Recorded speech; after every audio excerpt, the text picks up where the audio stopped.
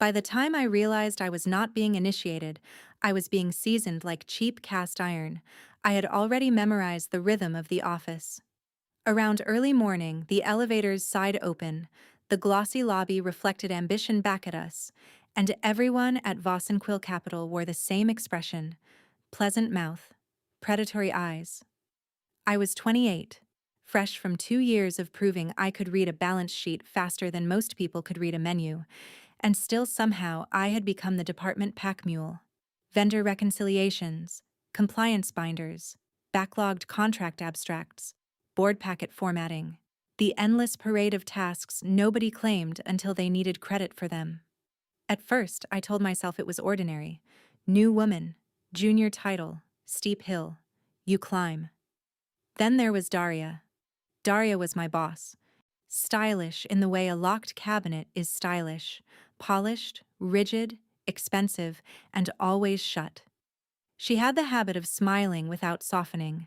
Whenever I wore anything tailored enough to admit I had a waist, she would tilt her head and say things like, "We are here to be taken seriously, Leah," as if a pencil skirt could overthrow a pension fund. If I wore a fitted blouse, she would inspect me like I had shown up in sequins. If I wore the standard company jacket, she critiqued the stitching in my reports instead. At first, I assumed she was strict. Then I noticed she was only theatrical with me. Men who missed deadlines got guidance. Women who flattered her got mentoring. I got extra work and commentary. A petty tyrant in a silk shell. Still, I made myself useful in ways that mattered. I knew where the contract renewal risks lived. I knew which client accounts had shaky authority language.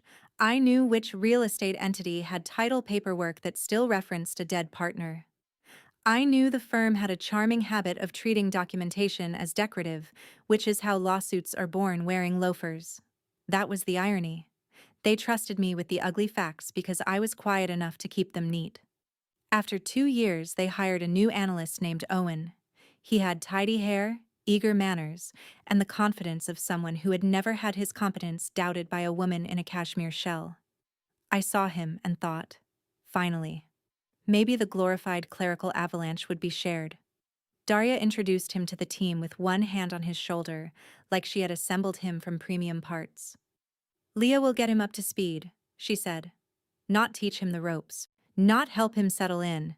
Get him up to speed. Corporate language for hand over your brain." I smiled anyway. Women in offices learn early that every expression is either evidence or ammunition.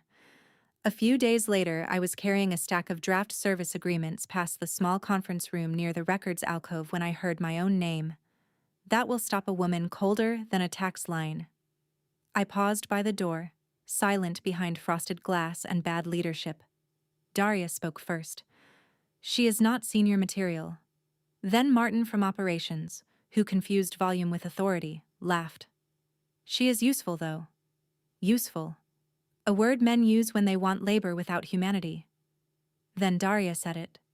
Clean, cold, practiced. Make her train her replacement, then give her the boot. Someone chuckled. I stood there holding contracts worth more than my apartment building, thinking how odd it was that a company trusted me with confidential data while assuming I had no ears. I should have been crushed. Instead, something inside me sat up very straight. You learn a great deal in finance if you pay attention. Numbers tell one story, people tell another, and documents tell the truth. Nobody meant to leave lying around. I went back to my desk, opened my folders, and began paying a different kind of attention. If they wanted me gone, fine. But I was not leaving empty-handed, uninformed, or easy to bury. And I was certainly not going to let a bitter woman in designer heels narrate my value for me. By late afternoon, Owen appeared at my cubicle with a notebook and a hopeful expression. "Ready when you are." I looked up at him and smiled. "Oh," I said, "I can teach you everything." Training Owen became the most entertaining performance of my professional life. Outwardly, I was generous. I walked him through client files, escalation paths, review procedures, and the 1,000 tiny survival habits a company never writes down because chaos is cheaper when women absorb it for free. I showed him how to trace authority on trust documents before accepting transfer instructions. I explained why you never rely on verbal assurances when a signature block looks odd. I pointed out that the prettiest term sheet can still hide poison in indemnity language. He listened with that bright, diligent face men wear when they suspect they are being handed a shortcut to seniority. To be fair, Owen was not cruel. He was merely convenient. There is a difference, and women should know it. Not every problem is a villain. Some are just empty hooks waiting for someone else to hang a scheme on them.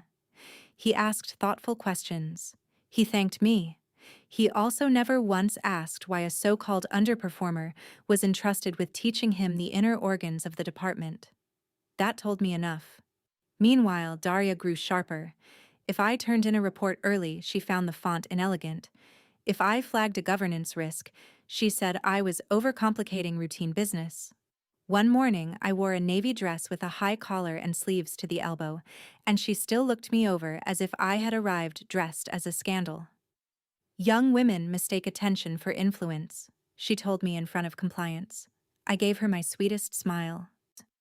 Older managers sometimes mistake insecurity for standards. The room went so quiet I could hear someone pretend to understand a spreadsheet.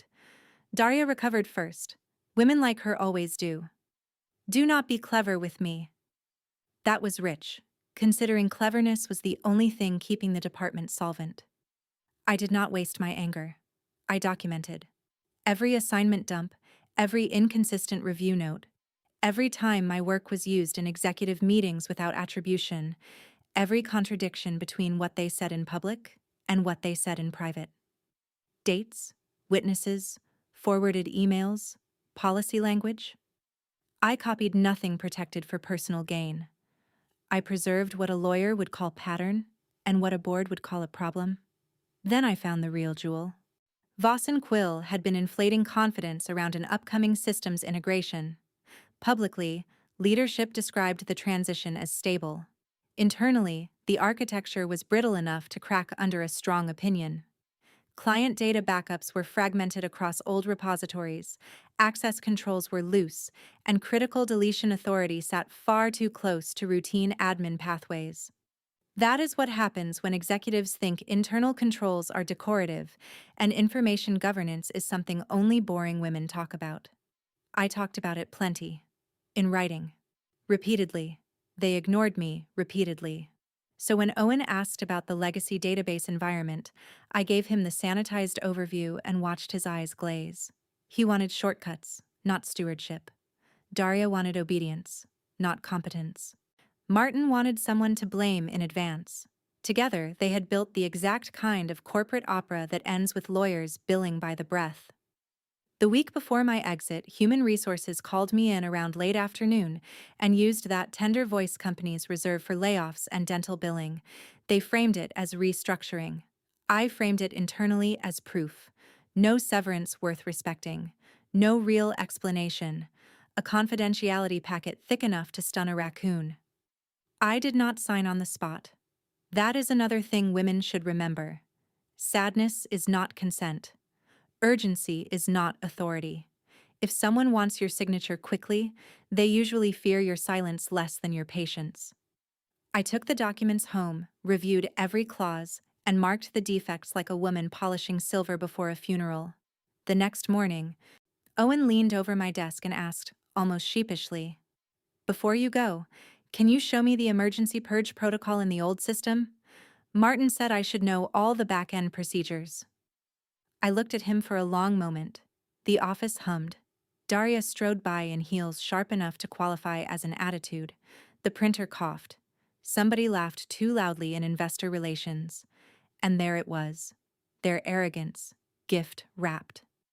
I smiled at Owen as if he had asked where the good pens were. "Of course," I said. "You should absolutely understand what that function does.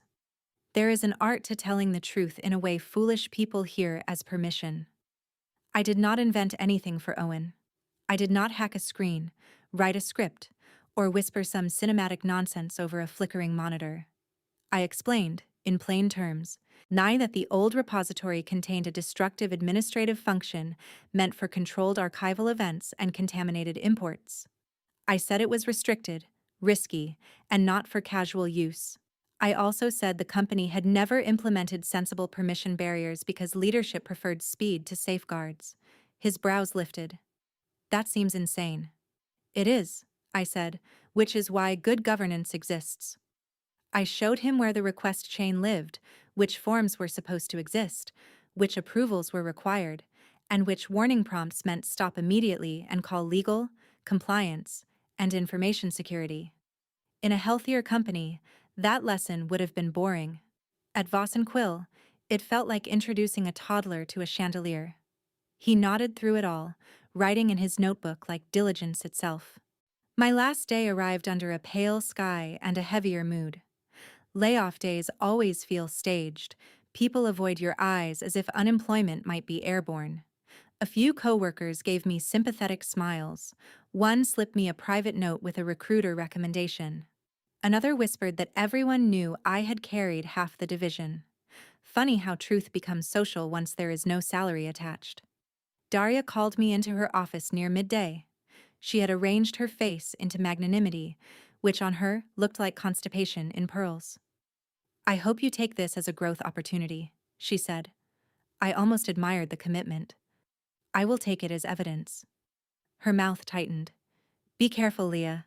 The corporate world is smaller than you think. I stood, smoothed my jacket, and smiled. That is why reputations compound faster than interest. I handed in my badge, kept copies of my layoff paperwork and my documented concerns, and walked out lighter than I had entered. Not happy, exactly. More like sharpened. By the time I reached home sometime after late afternoon, I had changed into soft clothes and kicked off my shoes when my phone began vibrating like it had developed anxiety. First a message from a former coworker. Call me. Then another. Are you seeing this? Then an email alert from a market news service I followed because habit is difficult to lay off. Voss and Quill had disclosed a major operational systems failure affecting core data availability. Trading sentiment was ugly. Analysts were circling. The stock was sliding downhill in high heels. I sat very still and read every word twice. A little later, my former coworker Mina called, half horrified, half thrilled. Owen triggered the legacy purge sequence. I leaned against the kitchen counter. How? He said Martin told him to clean up duplicate records before the transition. He clicked through warnings. Nobody caught it until the client team started screaming. I closed my eyes. Not from guilt. From astonishment at the scale of their incompetence. Were there approvals? I asked. Mina laughed the way women do when civilization disappoints them on schedule. You know there were not. That was the point. One careless order from one manager, one eager man with partial knowledge, one company that had ignored every warning because the women giving them were not dressed like prophets. Around early evening, another notification arrived. A recruiter I had nearly given up on had finally written back, asking if I was available to discuss a role in governance strategy for a privately held property investment group. Better pay, better title, actual authority. I looked at the message, then at the live market chart sinking like bad champagne. Revenge, I learned in that moment, is not always fire. Sometimes it is gravity. You step aside, and rotten structures obey physics. Still, I was not done. Because a falling stock creates panic. Panic creates disclosure. And disclosure, when paired with records, creates leverage for women who know exactly where the bodies are buried in the filing system. I opened my laptop, organized my timeline, and emailed an employment lawyer. Not because I wanted drama, because I wanted terms. The lawyer was a woman named Suri, that which already improved my mood. She had the voice of someone who could read a severance agreement and hear the lies breathing between the clauses. We spoke around the next morning. I walked her through everything: the hostile pattern, the inconsistent evaluations, the body-based remarks disguised as professionalism, the documented warnings about control failures, the rushed layoff, the suspicious replacement training, the catastrophe that bloomed almost the minute I left. She listened without interrupting, which is rare and expensive. When I finished, she said, "You do not need revenge. You need sequence." That may have been the most beautiful sentence anyone had spoken to me all year. Suri explained what mattered. Evidence over outrage. Timeline over theater. Preserve communications. Do not embellish. Do not post. Do not gloat where screenshots can grow legs. If the company had ignored known control risks while publicly signaling stability, several different people were about to have a very unpleasant season. If they had targeted me while relying on my labor, that strengthened my leverage, especially where retaliation and discriminatory treatment could be argued from pattern and witness accounts. Power, she reminded me, is often just organization with a filing system. I sent her my documentation. She nearly purred. Over the next few days, the mess widened. Investors wanted answers. Clients wanted records. Executives wanted scapegoats. Internal emails began flying like frightened birds into open windows. Mina kept me updated with the cheerful discretion of a woman who had seen enough nonsense to know when history was finally charging admission. Daria, it seemed, was telling anyone who would listen that I had been unstable, disgruntled, and technically weak. A classic move. Men rage, women are unstable. Men fail, women are emotional. The script is older than office carpeting. Fortunately for me, Daria had also spent 2 years putting nearly everything in writing. Her comments about my appearance were framed as image concerns. Her assignment patterns were obvious when laid side by side. Her praise of Owen, before he had even learned the systems, looked reckless next to her disparagement of me after I had already flagged the relevant vulnerabilities. Martin had his own treasure chest of idiocy. Shortcut directives, compliance bypass suggestions, and one memorable note calling governance review, administrative perfume. That line alone deserved consequences. Then came the board inquiry. Not to me directly at first, but through counsel. Voss and Quill suddenly cared very much about what I had observed, when I had observed it, and whether I had raised concerns internally. I had, repeatedly, with timestamps. Funny how women become credible once money starts bleeding. Suri negotiated from a position I deeply enjoyed. Informed calm. We were not ranting. We were not begging. We were presenting risk in a tailored blazer and waiting for the room temperature to drop. My severance package expanded. The confidentiality language narrowed. Certain references were formalized. A mutual non-disparagement clause appeared as if by magic, which is what rich people call fear when legal counsel is present. I also received outreach from the property investment group recruiter. Their firm, Lattice Rowan Holdings, wanted someone who could strengthen governance around acquisitions, trusts, and multi-party ownership disputes. Translation: people with money had finally realized that sloppy records turn heirs into enemies and partners into plaintiffs. At my final interview, the founder asked why I was interested in governance. I smiled. Because families, boards, and investors all tell themselves that trust replaces structure. It does not. Structure protects trust. He laughed, then nodded like a man who had recently paid lawyers a fortune to learn that sentence. By the time Voss and Quill announced leadership changes, nobody was surprised. Martin was placed on leave. Owen remained poor fool, probably learning that eager obedience can be expensive when nobody above you can spell accountability. And Daria? Daria resigned, citing personal reasons. Women like her always call it personal when the professional record catches up.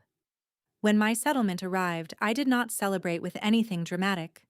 I paid down debt, moved money into a high-yield reserve, increased my brokerage auto investment, and met with an estate attorney to draft baseline documents I had been postponing. Power is not just making them sorry, it is making yourself harder to corner ever again. Then I bought one excellent coat. Petty, perhaps, but I looked magnificent in it. My new office did not hum with panic. It hummed with competence, which is a far sexier sound. At Lattice Rowan Holdings, nobody handed me chaos and called it opportunity. They handed me authority and expected me to use it. The role covered governance strategy across commercial property entities, family trusts, and private investment vehicles, which meant my days were full of the exact subjects people ignore until relatives stop speaking and regulators start writing. I loved it instantly. I reviewed operating agreements before siblings could weaponize ambiguity. I tightened signature authority on property transfers, so no charming nephew could refinance a building with confidence and a forged smile. I rewrote board procedures so minutes reflected actual decisions instead of decorative summaries. I pushed for dual authorization on sensitive records, clean succession language, beneficiary communication standards, and documented approval paths for every major action. Good controls are not unromantic. They are love letters to your future self. The funny part was this. Everything Voss and Quill treated as tedious became my edge. Women are often trained to think detail work is invisible. It is not invisible. It is infrastructure. The world simply notices it only after collapse. A few weeks into the new job, I ran into Mina at a cafe sometime in the early afternoon. She hugged me like a survivor greeting another one. We ordered tea, sat by the window, and traded updates with the relaxed delight of women no longer pretending to respect nonsense. Daria is consulting now, Mina said, deadpan. I nearly choked laughing. On what? Self-sabotage. Mina grinned. Probably executive presence. That sent us both over the edge. Then she leaned in. For what it is worth, people still talk about you. I stirred my tea. Hopefully, with fear and correct grammar. With admiration, she said. And some fear. That felt right. I do not think about Owen much. He was never the story. Men like him float through systems built by other people's labor, mistaking access for mastery. He did what foolish people often do when institutions reward speed over judgment. He clicked through warnings, trusted the wrong managers, and learned too late that confidence is not competence. Daria, though, taught me something valuable by accident. Envy in leadership is expensive. A manager who sees another woman as competition instead of capacity will burn money just to feel taller. That kind of personality difference matters. Some people want the strongest team in the room. Others only want the dimmest room possible. My recruiter later admitted that my calm during the Vossen collapse was what impressed them most. Not the disaster itself. The fact that I could discuss governance failures, legal exposure, issue investor confidence, and operational controls without sounding rattled, that is the real win, in case anyone asks. Not the plummeting stock, not Daria slinking out under a cloud of tasteful disgrace, not even the settlement. It was this. They tried to reduce me to a replaceable woman with a pretty face, strong work ethic, and no leverage. Instead, they revealed exactly how valuable I was, then paid for the demonstration. Around evening, after another excellent day of fixing the kinds of problems rich people create when they confuse affection with documentation, I hung up my coat and checked my accounts. Savings up, investments steady, emergency fund healthy, career stronger, name cleaner than theirs. My phone chimed with a new message from Suri. Thought you would enjoy this, it read. Attached was a brief market note. Voss and Quill was still struggling through the aftershocks. I smiled, set the phone down, and looked out the window. Some women survive bad workplaces. I prefer to bill them for the lesson.